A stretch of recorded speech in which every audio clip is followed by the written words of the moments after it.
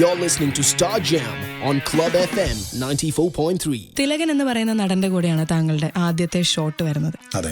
Club എഫ്എമ്മിലെ star ജാമിൽ രേണുവിന്റെ കൂടെയുണ്ട്. Hi, ഞാൻ ചെമ്പൻ വിനോദ് ജോസ്. നായകൻ എന്ന് പറയുന്ന സിനിമയിൽ തിലകന്റെ കൂടെയാണ് ആദ്യത്തെ ഷോട്ടിലേക്ക് വരുന്നത്. അതൊരു ഭയങ്കര ഫീൽ ആയിരുന്നു. ലിജോ ജോസ് വെല്ലിശ്ശേരി എന്ന് പറയുന്നവൻ എന്നോട് പറഞ്ഞു, എടാ എന്നോട് ആദ്യം ഞാൻ അഭിനയിക്കുന്നില്ല പറഞ്ഞില്ല, നമ്മുടെ സിനിമയല്ല, നീ അരി പെറുക്കിയ നീ വീട്ടിൽ പോക്കോളാനൊക്കെ ആവാന്ന് പറഞ്ഞിട്ട് ഇത് ഈ ഷോട്ട് എടുക്കുന്നതിന് മുമ്പ് ഞങ്ങൾ അവിടെ ഷോട്ടിന് മുമ്പ് ഞാൻ ലിജോ സംസാരിച്ചുകൊണ്ട് നിൽക്കുമ്പോൾ ലിജോ പറഞ്ഞു, നിങ്ങൾ വന്നൊരു കാര്യം പറയട്ടെ, നീ ഇന്ത്യയിൽ തന്നെ അറിയപ്പെടുന്ന നടൻ്റെ കൂടെയാണ് അഭിനയിക്കാൻ പോണത്, അരി പെറുക്കാണ്ട് മര്യാദയ്ക്ക് അഭിനയിക്കണം കേട്ടോ എന്നുള്ളത്. ഇവൻ ഒറ്റ കാലുമാറിൽ അതുവരെ ഉള്ളവനല്ല അവൻ. മര്യാദയ്ക്ക് നീ പണി ചെയ്യണോട്ടോ എന്നുള്ള അങ്ങനെയൊക്കെ ഒരു സാധനം. ഞാൻ പറഞ്ഞാ നീ ഇതെന്താ, നീ അവനല്ല ഇന്ത്യയിൽ അറിയപ്പെടുന്ന നടനോട് അഭിനയിക്കുമ്പോൾ നീ അരി പെറുക്കി മനുഷ്യനെ നാറ്റിക്കിരുന്നുള്ള അങ്ങനെ ഒരു സാധനം. അതായത് നീ എന്നെ വെള്ളം കുടിപ്പിക്കുന്നുണ്ട്. പക്ഷെ ഫസ്റ്റ് ടേക്ക് ഓക്കെ ആയിരുന്നു. അല്ല, അത് എന്റെ കഴിവ് കൊണ്ടൊന്നുമല്ല, അതെങ്ങനെയാ ഫസ്റ്റ് ടേക്ക് ഓക്കെ ആയിരുന്നു. എല്ലാവരും കൈയൊക്കെ അടിച്ചു. എനിക്ക് ഭയങ്കര സന്തോഷമായി. എല്ലാവരും ലിജോണോ കൈയടി തുടങ്ങിയത്. കാരണം അതൊരു ലെങ്തി ഡയലോഗായിരുന്നു. ഞാൻ അതിലൊരു ആ ഫിലിമിലൊരു ടേബിളിൽ ഇരുന്നിട്ട് പറയുന്ന ഒരു ഇതുണ്ട്. അപ്പോൾ അത് കുറച്ച് ലെങ്തിയുള്ള സംഭവം. തിലകഞ്ചേട്ടൻ പറഞ്ഞു കൊള്ളാം, നിന്റെ ടൈമിംഗ് ഒക്കെ കൊള്ളാന്നൊക്കെ പറഞ്ഞു. പോലീസ് റോളുകൾ നീ അധികം ചെയ്യരുത്, ഒരുപാട് ഇതിനെ തേടി വരാൻ സാധ്യത എന്നൊക്കെ പറഞ്ഞു. അപ്പോൾ അത് എൻ്റെ ഒരു ഭയങ്കര അനുഗ്രഹമാണ്. അദ്ദേഹത്തെ പറഞ്ഞ ഒരു മഹാനായ നടന്റെ കൂടെ ആണ് ഞാൻ തുടങ്ങിയത്. അദ്ദേഹത്തിനോട് അഭിനയിക്കാൻ സാധിച്ചാലും എന്താ പറയുക, ഞാൻ കുറച്ച് ആ ഒരു സിനിമയിൽ മാത്രമാണ് ഞാൻ കുറച്ച് ഫുള്ളായിട്ടൊക്കെ അത് എനിക്കത് എന്താ പറയുക, അതൊരു ഭയങ്കര എക്സ്പീരിയൻസ്. അതിലുപരി താങ്കളെ ഒരുപാടും തിലകനുമായിട്ട് ആളുകൾ കമ്പയർ ചെയ്തിട്ടുണ്ട്. അവർ പറയുന്നത് താങ്കൾ തിലകനൊപ്പം എത്തി എന്നല്ല, തിലകന്റെ മാനറിസംസ്, മേ ബി ആ ഒരു ബോഡി ടൈപ്പ്, ആ ഒരു ബോഡി ലാംഗ്വേജ് എല്ലാമായിട്ടും നിങ്ങൾക്ക് അദ്ദേഹമായിട്ട് ഒരുപാട് സാമ്യം ഉണ്ടെന്ന് പറയുന്നുണ്ട്. ഒരു വേഴ്സറ്റൈൽ ആക്ടറാണ് ചെമ്പൻ വിനോദ് ജോസ്. എനിക്കത് തോന്നിയിട്ടില്ല. അത് ചുമ്മാ തിലകൻ ചേട്ടൻ എന്ന് പറയുന്ന ഒരാള്, അങ്ങനെ ഒരാളിനി ഉണ്ടാവില്ല ഇവിടെ. ജഗതി ചേട്ടൻ, തിലകൻ ചേട്ടൻ, അല്ല ഒടിയൂർ ഉണ്ണികൃഷ്ണൻ, കുതിരോട്ടം പപ്പു, KPC ലളിത ചേച്ചി, സുകുമാരി അമ്മ, ഇങ്ങനെയുള്ള ആളുകളൊന്നും ഇനി ഉണ്ടാവില്ല. അത്ര ടാലന്റഡ് ആണ് തിലകൻ. അത്രയും ടാലന്റഡ് ആയിരുന്നു. അത്രയൊന്നും ഞാനൊന്നും അത്ര ബ്ലെസ്ഡ് അല്ല. നമുക്കറിയാലോ, ആളുകൾ തീർച്ചയായിട്ടും എന്റെ ശബ്ദവും അല്ലെങ്കിൽ എന്റെ ശരീരപ്രകൃതിയും കളറും അതൊക്കെ വെച്ചിട്ടൊക്കെ ഇത് ചെയ്യുന്നത്. പിന്നെ എനിക്കത് സന്തോഷമേ ഉള്ളൂ. അങ്ങനെ ഒരു നടനുമായിട്ട് ബന്ധപ്പെടുത്തി പറയുന്നത് തീർച്ചയായിട്ടും സന്തോഷം തന്നെ ഉള്ള ഒരു കാര്യം തന്നെയാണ്. പക്ഷെ എന്താ പറയാ, ഞാനത് ഫുൾ ഇങ്ങോട്ട് എടുക്കാറില്ല എന്ന് മാത്രം. You said you are A Bangalore boy. നാട് വിട്ട് ബാംഗ്ലൂർക്ക് പോയതാണ് വർഷങ്ങൾക്ക് മുന്നേ. അമ്മയുടെ ചേച്ചി അവിടെ ഉണ്ടായിരുന്നു. അപ്പോൾ അങ്ങനെ അമ്മയുടെ ചേച്ചിയുടെ ശിക്ഷണത്തിൽ പഠിപ്പിക്കാനാണ് വിട്ടത്. അവിടെ നിന്ന് 6 മാസം കഴിഞ്ഞപ്പോൾ നമ്മുടെ മനസ്സ് മാറി.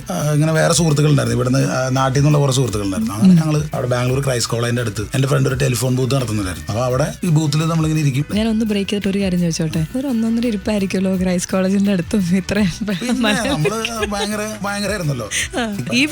ഇല്ല, ഐ നെവർ ടീസ് ഗേൾസ്. അപ്പൊ തുടർന്നോളൂ. അപ്പൊ ഞാനവ ഒരു പെൺകുട്ടി അധികം നടന്നു. അപ്പൊ പെൺകുട്ടിയുടെ പേര് മന്ന എന്നായിരുന്നു. അപ്പൊ ഞാൻ അന്നത്തെ കാലത്ത് ഇങ്ങനെ മന്ന പൊഴിഞ്ഞു എന്തൊരു പാട്ട് ഈ കുട്ടി പോകുമ്പോൾ തന്നെ അങ്ങനെ പാട്ട് പാടും ചുമ്മാ. ഒരു ചോദിച്ചത്, തനിക്ക് എന്നാത്തിന്റെ കുഴപ്പം, എന്റെ പേര് മന്ന എന്ന, അതിനിപ്പോ എന്നാ നീ കൊച്ചു എന്നോട് ഒന്ന് ചോദിച്ചു.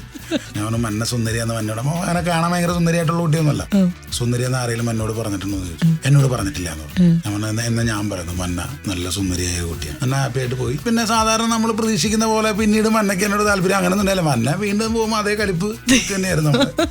അപ്പൊ ബാംഗ്ലൂർ ലൈഫ് അതായിരുന്നു. ബാംഗ്ലൂർ കോളേജിൽ ഒരു അഡ്മിഷൻ കിട്ടണമെങ്കിൽ അതിനെ ചെമ്പൻ വിചാരിച്ചാൽ മതി. തീർച്ചയായിട്ടും എന്റെ മെയിൻ ഒരു സോഴ്സ് ഓഫ് ഇൻകം അഡ്മിഷൻ തന്നെയായിരുന്നു. എനിക്കധികം മലയാളി കാൻഡിഡേറ്റ്സ് ഒന്നും ഉണ്ടായിരുന്നില്ല. ഞാൻ ചെറിയൊരു പൊങ്ങിയായിരുന്നുകൊണ്ട് ഞാൻ ഓൺലി ഐഡിയൽ വിത്ത് NRIC. ചില പർട്ടിക്കുലർ കോളേജിൽ അവരൊരു സ്റ്റാറ്റസിന്റെ ഭാഗമായിട്ടാണ് ചേർക്കുന്നത്.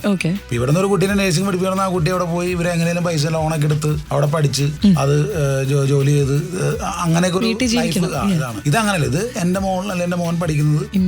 എല്ലാ NRIസിനെ പറ്റിയല്ല, ഞാനുമായിട്ട് ഡീൽ ചെയ്തതിന് ചില NRIസിന്റെ ഒരു മെയിൻ മോട്ടീവ് അതായിരുന്നു. എന്റെ മോള് പഠിക്കുന്നത്, എന്റെ മോൻ പഠിക്കുന്നത് ഇന്ന കോളേജിലാണ് എന്ന് അവരുടെ സൊസൈറ്റിയിൽ പറയുമ്പോൾ അവർക്കുണ്ടാകുന്ന ആ ഉൾപ്പുളകത്തിന് വേണ്ടിയിട്ടാണ് അവരിതൊക്കെ ചെയ്യുന്നത്. അപ്പൊ ആ ഉൾപ്പുളകമായിരുന്നു എന്റെ ജീവിതമാണ്. അപ്പൊ ആ ഉൾപ്പുളകം ഞാൻ കുറച്ച് പൈസയായിട്ട് മേടിച്ച് എന്റെ കാര്യങ്ങൾ നടത്തി പോകുന്നു. എത്രയായിട്ട് മേടിക്കുമായിരുന്നു ഈ ഉൾപ്പുളകം?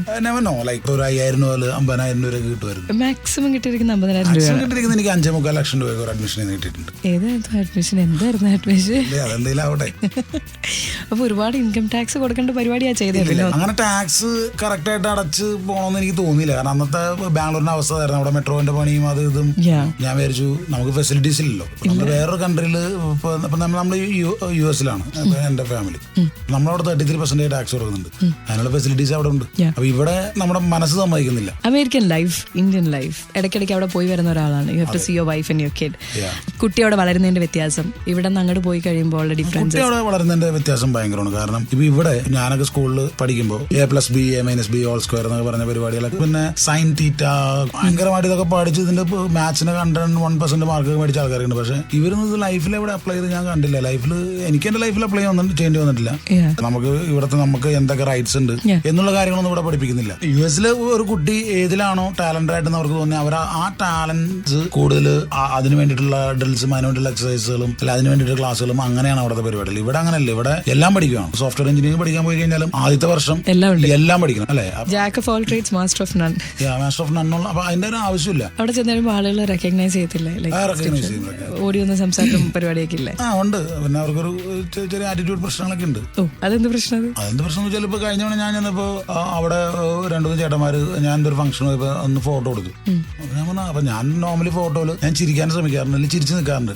അപ്പൊ ചിരിച്ചപ്പോ പുള്ളി പറഞ്ഞു ചിരിക്കണ്ട എന്ന് പറഞ്ഞു. അപ്പൊ ഞാൻ ചിരി നിർത്തിട്ട് ചുണ്ടെല്ലാം കൂട്ടി പിടിച്ചപ്പോ വീണ്ടും ഒന്ന് ചിരിക്കടാ പോയെന്ന് പറഞ്ഞു. അപ്പൊ ഞാൻ പതുക്കെ ഫോൺ പിടിച്ച് ഞാൻ പറഞ്ഞു എനിക്ക് ചിരിക്കാനെന്താ വരില്ല, നീ എന്റെ കൂടെ ഫോട്ടോ കൊടുക്കണ്ടെന്ന് പറഞ്ഞു. അവര് പെട്ടെന്ന് അത് പ്രതീക്ഷിച്ചില്ല. ഞാൻ 2 ചീത്തയും പറഞ്ഞു. അത് പറയണ്ട, പുറത്ത് പറയണ്ട. അപ്പൊ ഞാൻ ആ ചീത്ത പറഞ്ഞിട്ടാണ് ഞാനത് പറഞ്ഞത്. അതെന്ത് പരിപാടിയാണ് സുഹൃത്ത്? അപ്പൊ അങ്ങനെയുള്ള ചില യൂസ്ലെസ്സുകളൊക്കെ നമ്മൾ കണ്ടുകൊണ്ടേണ്ടി വരും അവിടെ. അല്ല, ഞാൻ ചോദിക്കുന്ന വേറൊരു കാര്യം കൂടിയുണ്ട്. ഇപ്പം കുട്ടി ഇവിടെ വളരുന്നത് അവിടെ വളരുന്നതായിട്ട് ഭയങ്കര വ്യത്യാസമുണ്ട്. ഞാൻ പറഞ്ഞ ഔട്ട്ലുക്കിന്റെ വ്യത്യാസം വരും. എന്നോട് വൈഫ് പറഞ്ഞത് പുള്ളി 1 ക്ലാസ്സിൽ പഠിക്കുന്നുണ്ട്. അപ്പൊ 3 ക്ലാസ്സിലോ 2 ക്ലാസ്സിൽ പഠിക്കുന്ന സീനിയേഴ്സ് പെൺകുട്ടികളുമായിട്ടാണ് കൂടുതൽ കമ്പനി എന്നാണ് പറയുന്നത്. പ്രീ സ്കൂളിൽ പോയിക്കൊണ്ടിരിക്കുമ്പോൾ ഇവന് ഗേൾഫ്രണ്ട് ഭയങ്കര സുന്ദരിയായിരുന്നു. ഞാൻ ഞെട്ടിപ്പോയി. എന്നോട് വൈഫ് ഇങ്ങനെ ഞങ്ങള് ഇവനെ പിക്ക് ചെയ്യാൻ വേണ്ടി അവിടെ ചെന്നപ്പോ വൈഫ് ഇങ്ങനെ കാണിച്ചിട്ട് പറഞ്ഞു അച്ഛായത് ഇതാ പോകുന്നതാണ് നമ്മുടെ പുത്രന്റെ ഗേൾഫ്രണ്ട്, പ്ലേ ഡേറ്റ് ചോദിച്ചിട്ടുണ്ടെന്ന് പറഞ്ഞു. അവിടെ അങ്ങനെയാണ് പ്ലേ ഡേറ്റ്സ് ചോദിക്കും. ഇപ്പൊ നിങ്ങളുടെ മകനുമായിട്ട് തന്നെ നമ്മൾ വിളിച്ച് പാരന്റ്സ് ആണ് സംസാരിക്കുന്നത്. പ്ലേ ഡേറ്റ് വേണമെന്ന് പറയും. അങ്ങനെ പ്ലേ ഡേറ്റ് അതായത് ഒന്നുമില്ല, അവര് നമ്മുടെ വീട്ടിൽ വരും, അല്ലെങ്കിൽ നമുക്ക് അവരുടെ വീട്ടിൽ പോവാം. ആ വീട്ടിൽ പോയിട്ട് കുട്ടി നമ്മളവിടെ ഉണ്ടാവും, പാരന്റ്സ് അവിടെ ഉണ്ടാവും, ഇവരോട് കളിക്കും. അങ്ങനെ ഒരു ദിവസം അല്ലെങ്കിൽ നമുക്ക് അറിയാവുന്ന പാരന്റ്സ് ഒക്കെ ആണെങ്കിൽ നമ്മൾ നമ്മുടെ ജോലി നോക്കി പോകും, ഇവനവിടെ ആക്കിയിട്ട് പോകും. ഇപ്പോഴും ഞാനിപ്പോ എന്താ പറയാ ശരിക്കും എക്സസൈസ് ഒക്കെ ചെയ്ത് നല്ല സെറ്റ് ആയിട്ടിരിക്കാനുള്ള പരിപാടിയാണ്. കാരണം മോനൊരു 10-18 വയസ്സൊക്കെ ആകുമ്പോൾ ഗേൾ ഫ്രണ്ട്സ് ഒക്കെ വരുമല്ലോ. അപ്പൊ ഗേൾ ഫ്രണ്ട്സിന്റെ നമുക്ക് വരിപ്പെടുത്ത് ക്ഷയിക്കാൻ ഹലോ ഹവായി എന്നൊക്കെ പറയാൻ പറ്റുമല്ലോ. ക്ലബ് എഫ്എമ്മിലെ സ്റ്റാർ ജാമിൽ ഇയോബിന്റെ പുസ്തകത്തിൽ നിന്നും മണി and stay tune with Renu and Chemban Vinod for ton കണക്കിന് ഫൺ.